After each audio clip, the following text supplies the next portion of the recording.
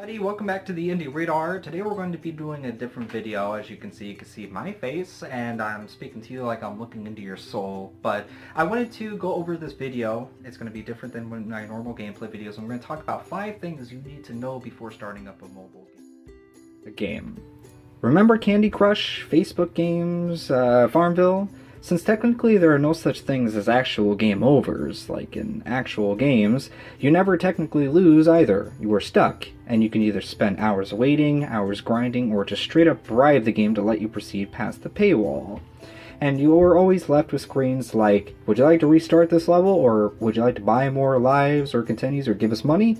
Because this model always revolves around an in-game currency system that acts as virtual dollar bills.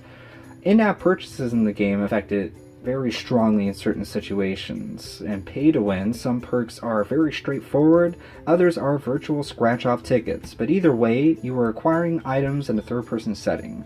Are these items you can normally acquire in a regular playthrough, or are these items your only answer in dealing with a specific situation? All PvP-based games are pay to win. It is inevitable. As you can see, in one form or another, pay to win will affect any sort of competition-styled game. Most people appreciated the notion that Stamina System's design had real-life people in mind. Mainly parents, because the kids that played the game wanted to stay up all night and skip school to play till their eyes bled. I guarantee you played rock, paper, scissors with your siblings to camp out on a game for a couple hours. This forced players to try to find new ways around the stamina system. Eventually, this became negative feedback, and the general population of gamers were on the fence or against the stamina system. But they still played the game. They were complaining while they were playing, but they were still playing it while they were complaining about it. And this is where pay-to-play comes from. Pay-to-play is often confused with a money wall, but they are separated out on consistency. If you're seeing tons of paywalls in the game, then it becomes pay-to-play. If you experience a money wall only in player versus player content, then it is considered pay-to-win, because you were still able to play the game normally but not have as good of a time. So that is the difference between pay-to-play. Identify the 3, pay-to-win, pay-to-play, and money walls. And how you're going to try to look out for these is to start by reviews and comments. You can look up videos as well. Any sort of area on the website where they have comments and reviews from players is the best way to determine how bad a game is going to be pay to win or if a game is pay to play at all. Money walls are usually more consistent in puzzle games, and you will be able to see very fast what the game has to offer in terms of being like pay to play or pay to win. We're going to go on to number 2 now to show you exactly what makes all of this happen, all the paying stuff, because number 2 is going to be in-app purchases.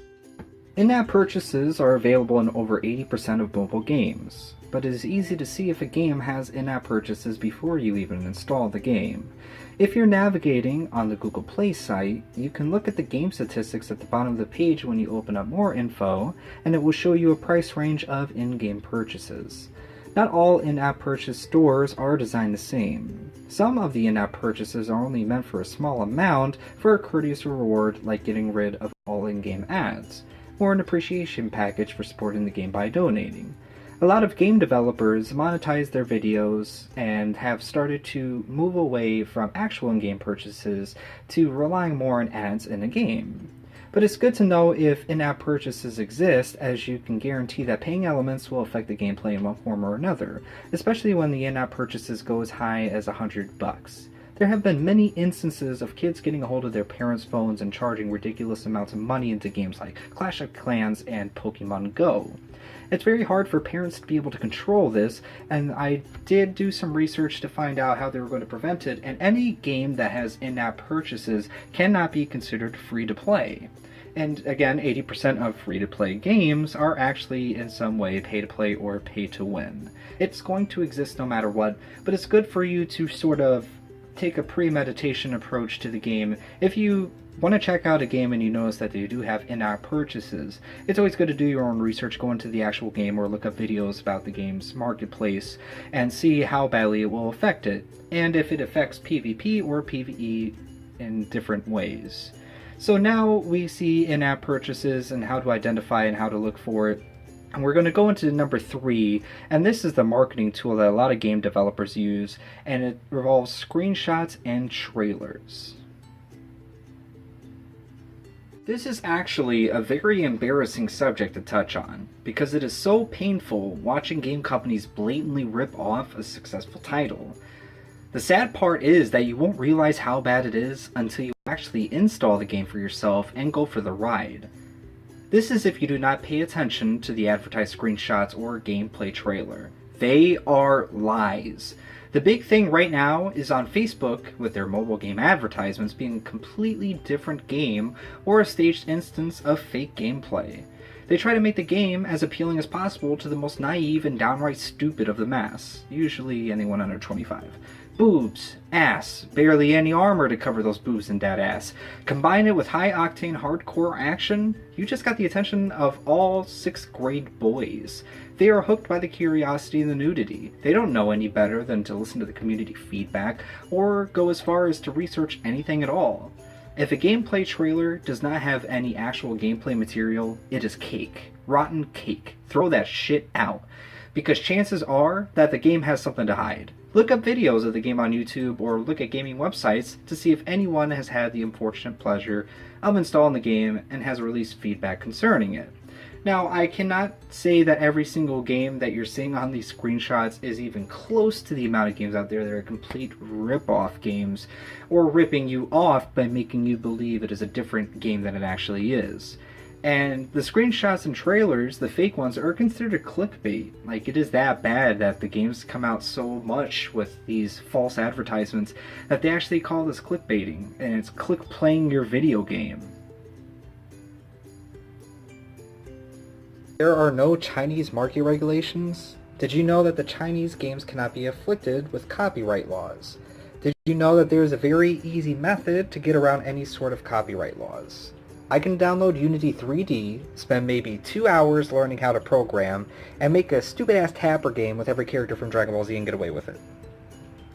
I'm not going to do that, and I promise I won't. I don't want to get sued or anything.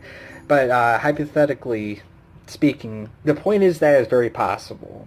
And a majority of role-playing games are renditions of more popular games like League of Legends and Romance of the Kingdoms. And my god, there are so many Han Dynasty games since 2014, easily like over 300 games that got released. So what are you looking for? You're looking for authenticity in games. Because the whole series of mobile games are starting to follow popular game formulas from its predecessors. I remember when Summoner's War first came out. It really seems like they hit a home run with the game design and battle system. Even the gacha was excitingly miserable.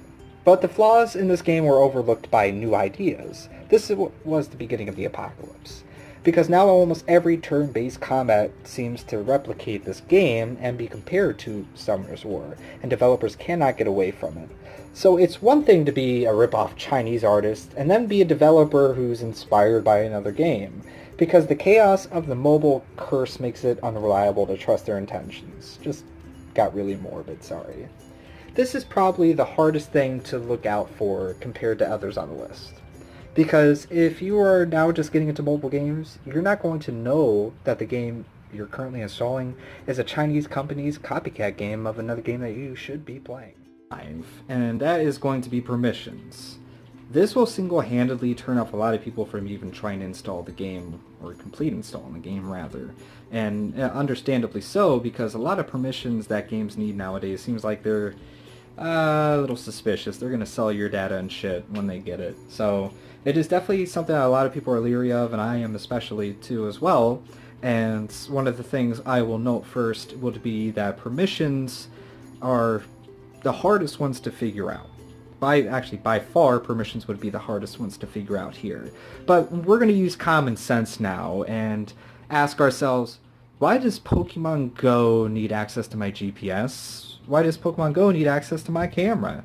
Does the company plan on finding my house and taking pictures of me while I sleep naked? Maybe.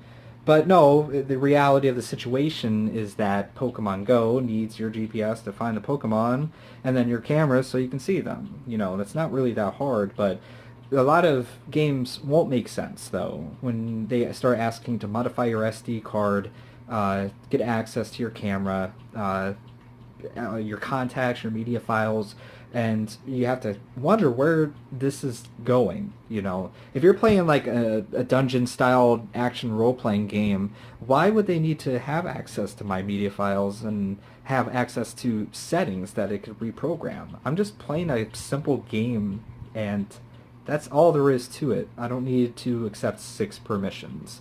So that is something that is going to require a lot of personal research and a lot of trust. Bigger companies, you probably find it easier to trust with their permissions, and I would kind of focus more on that.